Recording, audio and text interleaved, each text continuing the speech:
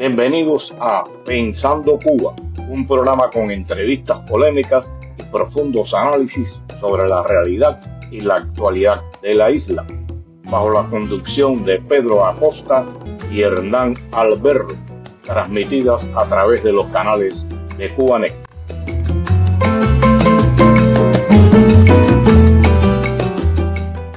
Muy buenos días tengan todos y bienvenidos a esta nueva emisión de Pensando Cuba. Me acompaña como siempre desde Madrid mi amigo y colega Hernán Alberro y acá desde Miami les habla Pedro Acosta. ¿Cómo estás, Hernán?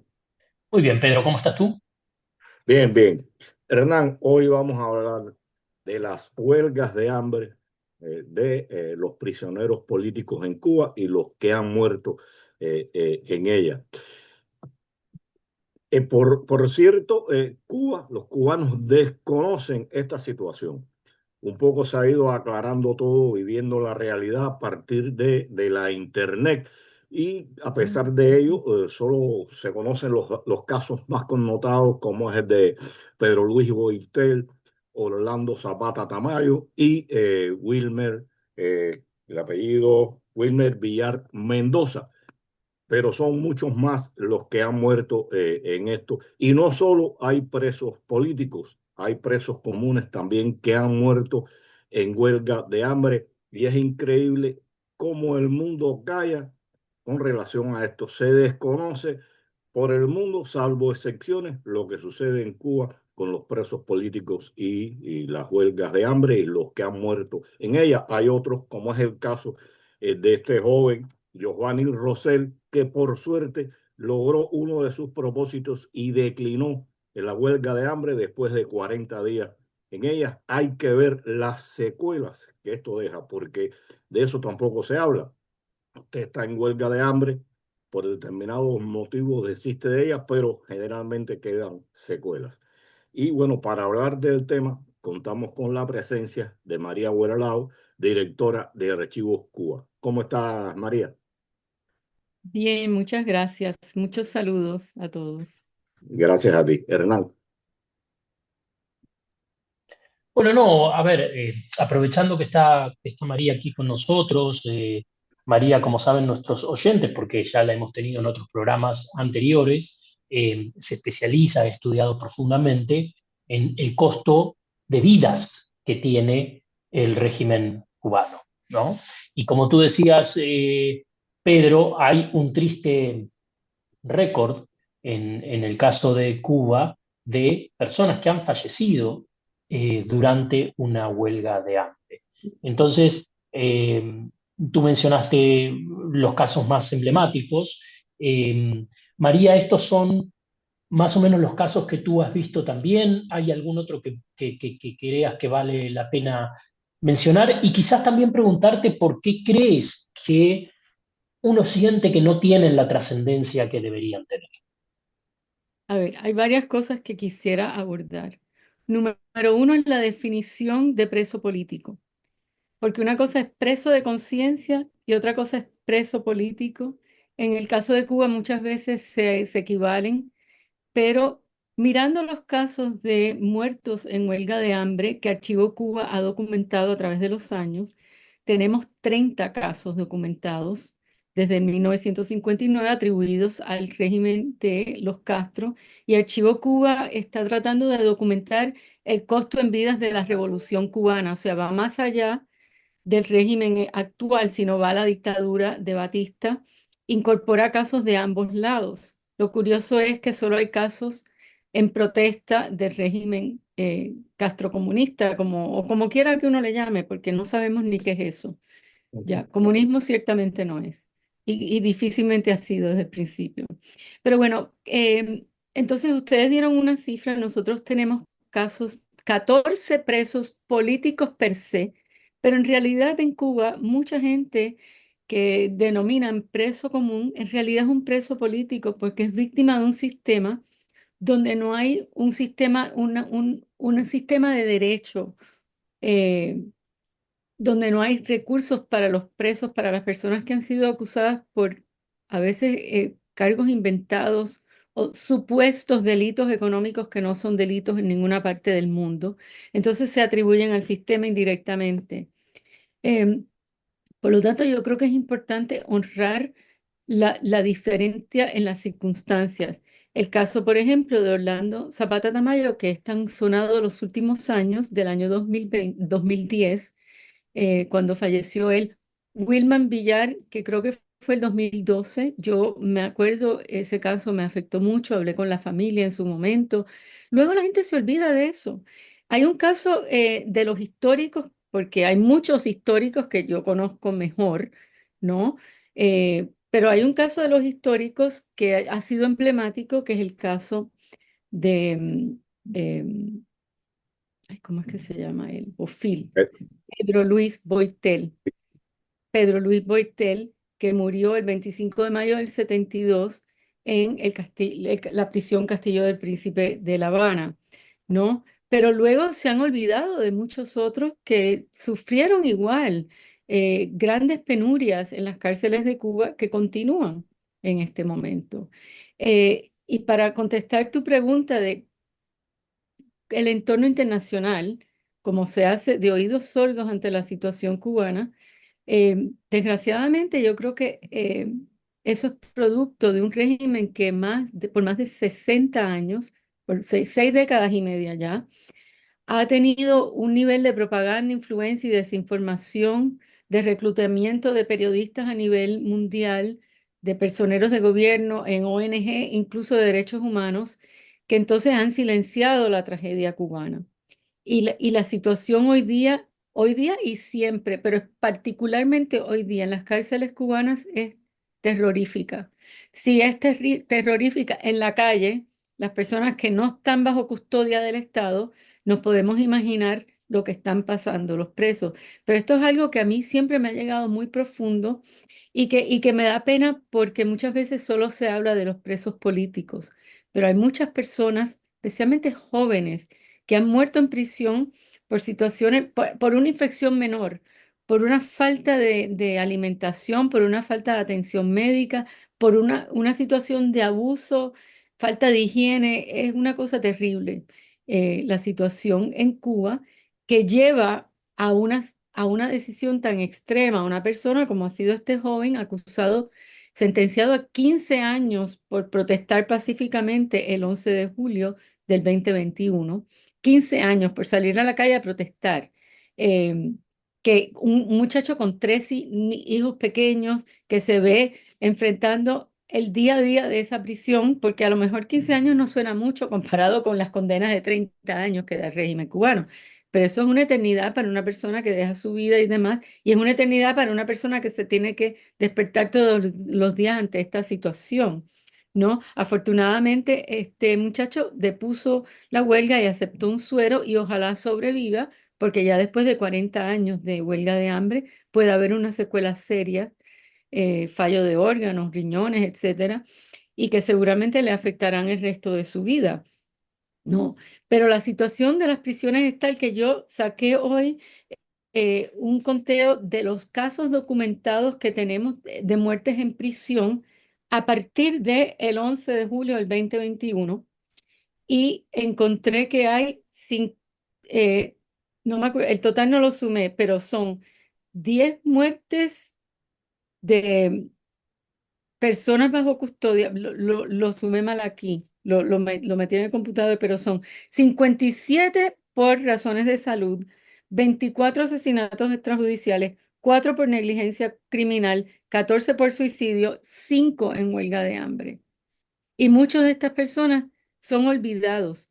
Hay un preso político que murió en huelga de hambre el 7 de agosto del 2020 en Camagüey, al día 40 de su huelga de hambre, y se llama Josvani Arósteguis Armenteros. Y nadie sabe ese nombre, nadie se acuerda del pobre hombre que fue castigado injustamente y clamaba por su inocencia. Finalmente se suicidó en una huelga de hambre. Los suicidios en Cuba, y los 14 suicidios que le hablé, eso es la punta del iceberg. Esto es lo que Archivo Cuba ha podido recoger sin recursos, ¿no? Porque eso hay que tener una vigilancia en las prisiones que no existe en Cuba. ¿no? Y nosotros lo recogemos principalmente de fuentes secundarias que se reportan que tienen más recursos para investigarlo y demás, pero hay muchas prisiones y centros de detención donde no hay la posibilidad de sacar la información. Entonces, una situación histórica que no se da en otras partes del mundo que yo conozca a este nivel, y que si se compara, por ejemplo, con las huelgas de hambre de los presos políticos de la ETA en Irlanda durante ese percance, que el mundo entero conocía a las víctimas, que el mundo entero sabía del horror que supuestamente el Imperio Británico había impuesto a esta gente. Da mucha pena, ¿no? Ver que esta situación no se disemina. Por lo tanto, agradezco a ustedes la invitación, la oportunidad de poder hablar sobre esta situación. Mencionaste algunas cuestiones ahí, eh, y es la falta de información. Pero uno dice, cuando habla de las condiciones en que están los presos en general en Cuba y específicamente los presos políticos, así como las condenas, Fidel Castro, con un grupo de maleantes, porque estaban fuera de la ley, aunque se le dice revolucionarios y demás, asaltó un cuartel que provocó la muerte de más de 40 personas. Sin embargo, Fidel fue sancionado solamente a 15 años. Y estas personas que salieron a protestar pacíficamente el 11 de julio han sido condenados hasta 28 años de prisión. Y por demás, Fidel no llegó a cumplir ni 2 años de prisión. A los 18 meses y días fueron amnistiados, y Cuba, que yo conozca, jamás ha amnistiado a un preso político. Ha tomado otras medidas, pero amnistiado no ha sido con ninguno. Y las condiciones de las cárceles en Cuba están demostradas, en primer lugar, porque nunca han dejado que organismos independientes, que la Cruz Roja las visite. Y ahí está también que se puede considerar muerte como tú dijiste, el suicidio es una forma de luchar o de protestar en la forma máxima por las condiciones en que está en prisión o por los que fue detenido. Es increíble. Y hablaste de los muertos en huelga de hambre en Irlanda. Se veían las fotos, se veía toda la información de Cuba, ni una foto. Y tiene que ver con el secretismo y la cobardía del régimen cubano de no mostrar realmente lo que pasa en sus cárceles y estos que se declaran en huelga de hambre por varias cuestiones. Hernán.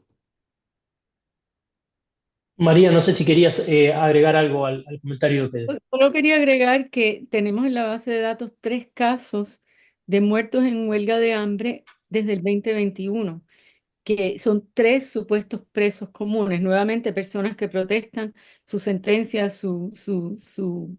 eh, las condiciones de prisión. Fidencio Pérez Diegues, el 12 de noviembre del 2022, tras 56 días en huelga de hambre en Camagüey. Andy Reyes Cruz en Santi Espíritu, también tras más de 50 días en huelga de hambre. Y esto es insólito, ¿no? Bárbaro Navarrete el 19 de enero del 2024 en la prisión Convenado del Este de La Habana, que murió tras 73 días en huelga de hambre por protestar las condiciones de prisión. Y es como dicen, esto es un suicidio prolongado que escoge la persona como una forma de protesta, pero es terrible. Y su familia, el sufrimiento para las familias, para los compañeros de prisión es terrible.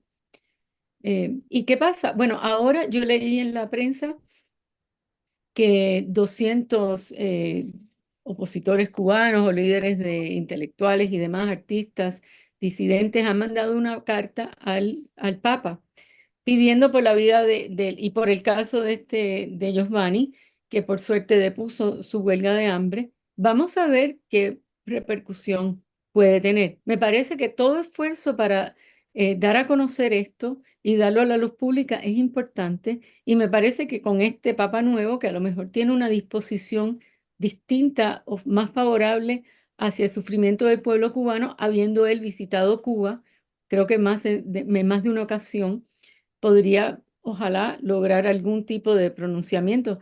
pero lamentablemente ya a este nivel yo estoy muy escéptica y lo dudo. Esperemos que me equivoque. Sí, sobre todo, como ambos planteaban, ¿no? Es que es tan difícil y tan, no sé si la palabra es decepcionante o todavía peor, ver que el sufrimiento de personas, bueno, tú decías, jóvenes, con cierto futuro, que no han hecho no han cometido ningún delito, al menos en ningún país democrático, sería considerado un delito, quiero decir.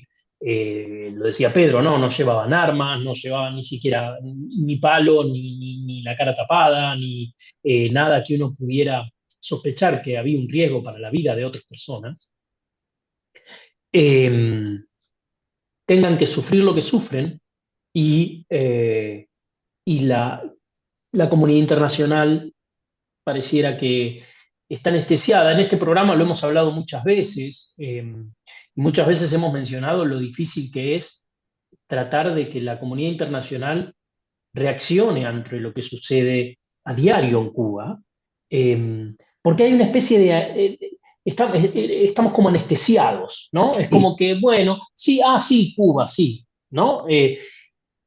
Tristemente digo, es también lo que pasa en otros países, no es una cosa exclusiva de Cuba. Cuba nos ocupa a nosotros, pero digo, en Haití muchas veces pasa algo similar, ¿no? Sí, sí, no, Haití es otro tema.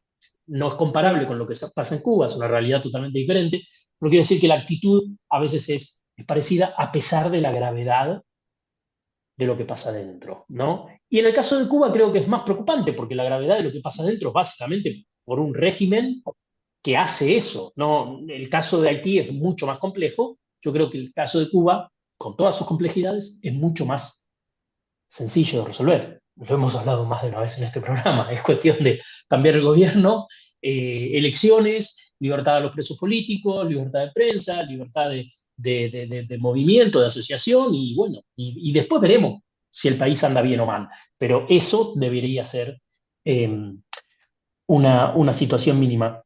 Y un comentario, sin irme de tema, que tiene que ver con lo que decían ambos, ¿no? O sea, esto de la realidad de las cárceles. Y creo que estos datos que nos trae María, en definitiva, están diciendo eso, ¿no? Están diciendo, la realidad de Cuba es muy mala.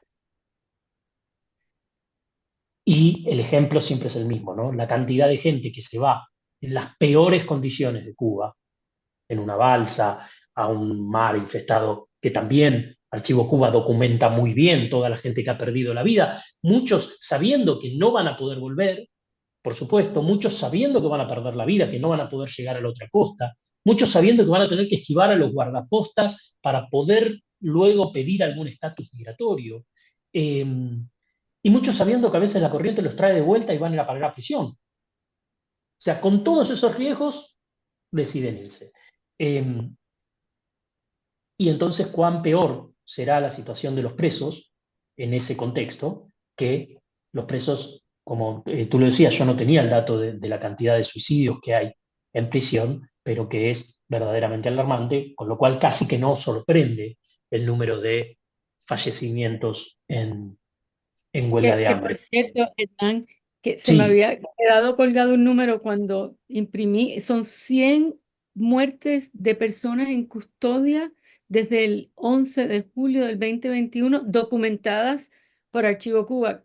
O sea, supongo que son muchas más, pero 100 son muchas. Y eso da que pensar, mientras ustedes hablaban, yo pensando, no es solo, es cierto que no es solo que los servicios de inteligencia y los esfuerzos diplomáticos de Cuba han paralizado la opinión pública mundial a favor de los derechos humanos de Cuba por tantas décadas. Es que nosotros mismos estamos anestesiados, como tú dices, es un fenómeno que se ve en otros países y esto también tiene que ver no solo que son 66 años, ¿no? Sino que además es una situación de derechos humanos tan monstruosa con tantos aspectos. Libertad de movimiento, libertad de asociación, libertad de prensa, migración, ahora hambre. Hay tantos factores en el tema cubano que nos llaman la atención, para el cual hay cierto nivel de injerencia que como que se diluye el mensaje. Y eso no sé cómo, por ejemplo, nosotros que documentamos los asesinatos extrajudiciales, y ahora hay otras organizaciones que tienen fondos para hacerlo mejor, ¿no? Nosotros sacamos un informe hace como en el 2023 de, que destacaba, pero un número importante de asesinatos extrajudiciales ese año. Creo que eran 14, si mal no recuerdo, una cosa como si no hubiera pasado nada prácticamente. Y el mundo, o sea, en muchos países, un asesinato extrajudicial da lugar a una revuelta. Y aquí era como, pásame el café, no, no pasó nada. Y así lo hemos visto, o sea, estoy diciendo, hay 24 asesinatos extrajudiciales en prisión, no en la calle. Esos son muchos más desde el 2021 que hemos documentado. Es una situación trágica, ¿no? Que ni nosotros mismos nos sensibilizamos con la magnitud de esta monstruosidad que es el régimen cubano y las violaciones graves y sistemáticas a los derechos humanos. Eh, eh, es, es, es interesante eso, ¿no? Da fatiga pensarlo, que siguen ahí matando, acabando con la gente y no pasa nada. María, Mira, tú mencionabas que bueno, que lógicamente para poder documentar esto a veces tienes que hablar con familiares y con gente cercana. eh, y bueno, lógicamente eso también te afecta a ti, pero porque es un trabajo difícil, ¿no? El de observador, monitor de derechos humanos. Pero quería preguntarte, bueno, primero si has podido en algún momento hablar con la familia de Giovanni, pero más allá de eso, si tienes ahora que te venga a la mente algún caso que te haya marcado en ese sentido por encima de otros y que te gustaría compartir.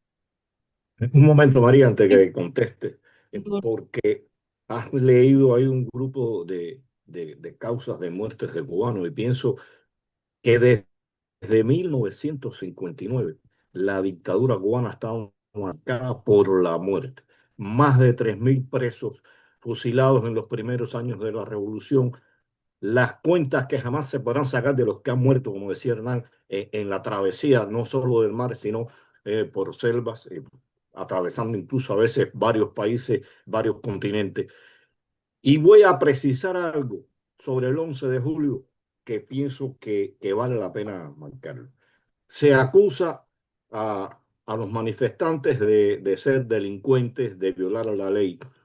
Solamente han podido poner dos videos donde hay determinada violencia, que es en el caso de una zona de 10 de octubre, donde se volcaron 3 carros y en otro asaltando una tienda. Pero no han puesto un caso de agresión de esos que salieron a protestar, que fueron decenas de miles, no han podido poner un caso de que haya sido agredida otra persona por estos manifestantes y sin embargo están ahí las sanciones, las sentencias y las muertes que se han provocado a partir del 11 de julio. María. Sí, Pedro, nosotros tratamos de hacer un recuento sistemático del costo en vidas de la revolución y invito a los oyentes, ¿no?, a que entren a archivocuba.org, consulten la base de datos que tiene unas herramientas muy buenas para buscar por fecha, por nombre, por causa de muerte, por región, etcétera. Y hemos podido documentar vamos por casi 13.000 casos, estamos llegando. Cada caso tiene su ficha con la información que se conoce, con las fuentes de la información. Muchas tienen fotos, quisiéramos tener más. Entonces también le pido a los oyentes que nos ayuden con la información, ¿no? Pero pretender que se va a saber algún día la magnitud de esta tragedia, yo creo que es irrealista, porque son demasiados años, un esfuerzo y que además debe continuar. Yo creo que esto es muy importante, no solo para honrar a las víctimas, para dar a conocer la importancia de combatir este régimen, sino para prevenir que vuelva a pasar algo así en la historia de Cuba, ¿no? Y en la historia de otros países.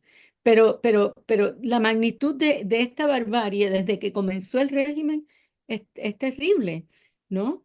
Pueden buscar, tú hablaste de los primeros años de la revolución, donde quizás era más fácil documentar porque estaban fusilando y dando a conocer, el mismo régimen publicaba los nombres, salían en la televisión, etcétera. Después eso se hizo más complicado, pero ya las condiciones en prisión eran terribles desde el principio y el primer caso de un preso político que nosotros hemos documentado, muerto en prisión, en huelga de hambre, es el de Roberto López Chávez, de 25 años, que murió el 11 de diciembre de 1966 en la prisión de Isla de Pinos, que fue famosa por su régimen sanguinario y de abuso contra los presos y de trabajo forzado. Eh, y hay un montón, y la mayoría, como te digo, son jóvenes, que es muy terrible eso, esa situación. Pero sí quería, uno de ustedes me preguntó, ¿no? ¿Qué hemos hecho? Si hemos hablado con la familia o qué casos me han marcado. A mí el caso en particular de Wilman Villar me afectó mucho porque tuve contacto con la familia, con la esposa, y uno aprende mucho en esto, ¿no? La situación en Cuba es muy complicada. Nosotros tampoco, también queremos respetar, es muy difícil volver a traumatizar a las familias con que te hagan la historia, que te digan cosas, especialmente en el momento en que están en huelga de hambre. O sea, yo mantengo una distancia en ese sentido. Además, aparte, no tenemos los recursos. Punto. Yo estoy prácticamente sola en este trabajo, y es muy difícil de hacer. Tenemos varios proyectos, hacer todo a la vez. Pero algo que ha pasado es que nosotros hemos sacado alertas a nuestra lista, que es mundial, llega a varios gobiernos, a periodistas, está en inglés, etcétera. Y luego las personas deponen la huelga de hambre sin lograr el resultado. Y eso también ha pasado y es algo que no podemos juzgar porque yo no estoy ahí en esa situación. Pero se da también un desgaste de la táctica para llamar la atención. eh, no sé, es complicado eso. Y ha pasado, y no sé si alguien ha documentado eso, la cantidad de presos que han entrado en huelga de hambre o disidentes y han depuesto la huelga sin lograr los resultados. Entonces, en Cuba también se ha usado esto en exceso, en mi opinión, y mal. Pero yo no puedo hacer un juicio porque yo no he estado ahí en esas circunstancias. O sea, yo no dudo que la persona que comenzó una huelga de hambre, decidida a morir si no logra el resultado, luego viene la familia, viene el hijo, la madre, la esposa, le piden por favor, depone la huelga. No, es algo que yo personalmente no aconsejo a nadie. Yo creo que hay otras maneras de combatir el régimen porque eso tiene, primero tiene el costo humano que tiene eso al cuerpo, de someterse a una huelga de hambre, el sufrimiento que tiene para sí, para su familia, pero luego tiene el desgaste de un mecanismo que en realidad debe ser el último recurso de una persona. Eh, Aunque no es el objetivo del programa, pero estamos hablando de las muertes provocadas en Cuba. Y hay un tema, y nosotros los tratamos en un programa, Hernán, que es los suicidios y las muertes de los jóvenes en el servicio militar obligatorio. Alfredo González, padre de un joven que se suicidó, tiene un espacio y día a día va dando la información y son decenas, cientos de jóvenes los que han muerto por suicidio, por negligencia en el servicio militar. Por eso digo, la dictadura cubana ha estado marcada por la muerte desde el 1959. Si Hernán, van a la base de datos nuestra, hay un campo que les permite sacar las personas muertas en el servicio militar obligatorio, que nosotros sacamos un informe, creo que fue el 2022, eh, sobre esa, y se los aconsejo porque es un estudio muy profundo de ese tema y las víctimas hasta ese momento conocidas, documentadas, porque yo concuerdo que deben ser cientos a través de la historia porque el servicio militar tradicionalmente fue terrible. Hoy es dantesco, vamos, pero porque nos alarmó mucho. Con los medios sociales y todo, pues hay más herramientas para documentar y confirmar estos casos. La cantidad de jóvenes que estaban muriendo en el servicio militar por suicidio, como fue el hijo de Alfredo, que es una persona sumamente valiente en Matanzas, que tiene esta página, No Más Muertes en el Servicio Militar, creo que así se llama la página. Sí, Eh, sí. y eso, o sea, hay tantas dimensiones de esto. Por eso yo les decía antes, el problema de Cuba es que hay tantas dimensiones de esto. Los jóvenes en el servicio militar, eh, las huelgas de hambre, los asesinatos extrajudiciales, los suicidios, cada uno es un fenómeno en sí, pero parte de la misma base. María, tenemos que ir cerrando. ¿Algo que te gustaría agregar para terminar? ¿No? Gracias otra vez por la oportunidad de hacer esto y por el aporte que están haciendo con su programa. No, Y un muchas saludo. No, gracias. Muchas gracias a ti, María, como siempre, porque estás tan dispuesta para atendernos. Eh, Pedro decía, este es un gobierno que ha estado, un régimen, un sistema que ha estado marcado por la muerte, y tomando tu dato de 13.000 personas y así, pérdidas de vidas, digamos, durante estos 65 años, haciendo una cuenta rápida, me sale que más o menos una persona por muerte violenta, no por muerte natural, cada 2 días. Así que claramente es un régimen marcado por la muerte. Te agradecemos mucho esta comunicación y como siempre, dejamos hecha la invitación a nuestra audiencia para el próximo domingo, 8:30 de la mañana, como siempre, por las redes sociales y los canales de Cubanet, para seguir pensando Cuba.